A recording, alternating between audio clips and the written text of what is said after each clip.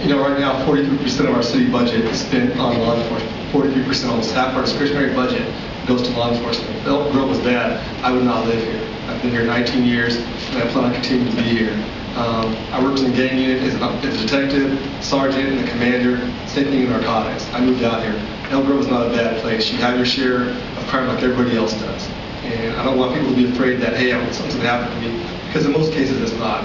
The average citizen will be a victim of a property crime, either a vehicle burglary or a house burglary, but the vast majority of us will not see that.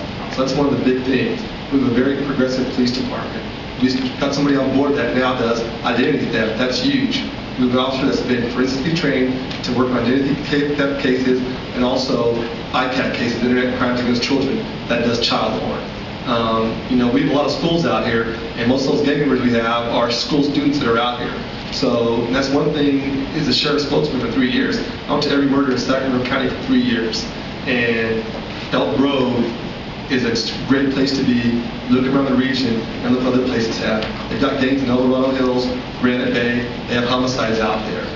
We don't have a lot of problems here. We have something very special.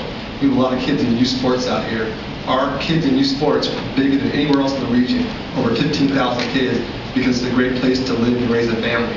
And that's a big part of the community. I've always supported that, and we have that. So that's my big thing as a law enforcement officer. Like I said, I've seen it all, and I've done it all in law enforcement.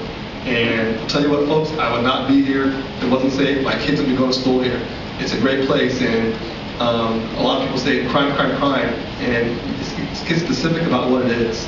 And just like home invasion robberies, most home invasion robberies happen because someone's involved in drugs or gangs or lifestyle, not because it's Joe Blow and someone's breaking in their house. And that's what happens out here. So that's what I'm telling you. It's a great place. Be glad to have this, because you go around the rest of the region and they got a lot of problems.